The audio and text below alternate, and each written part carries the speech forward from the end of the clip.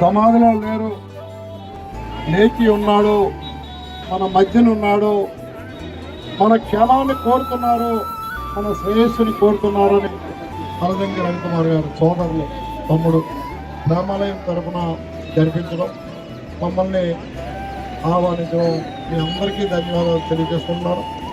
మరి వేసుకో ఆ మరణానికి శక్తికి మించినటువంటిది ఏదైనా ఉంది అని అంటే అది కేవలం యేసు ఒక్కడే అని ఈ దినాన్ని మనం చేస్తున్నాం.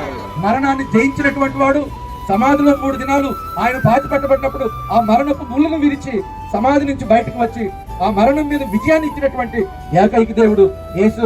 ఆ గొప్ప దేవుని యొక్క పునరుద్ధాన సువార్త ఈరోజు యేసు ప్రేమాలయం ద్వారా మీకు అందించబడుతుంది కనుక ఈ గొప్ప రక్షణ భాగ్యం ప్రతి ఒక్కరూ పొందాలని, పునరుద్ధాన ఆశీర్వాదాలు పొందాలని, చనిపోతే పరలోకానికి చేరాలని ఈ సందేశాన్ని మీకు అందరికీ తెలియజేస్తుంది. శుభ శుక్రవారం దినాన్ని శిలువలో ప్రాణం పెట్టి ఈ దినాన్ని తిరిగి లేచిన రోజు ఈ దినము. శేఖర్ గారు, శ్రీ కోమటిరెడ్డి వెంకటస్వామి గారు తండ్రి కుమార పరిశుద్ధాత్మ నామములో ఈ ర్యాలీని ప్రారంభించున్నారు. మనం ప్రారంభించి ముందుకెళ్దాం.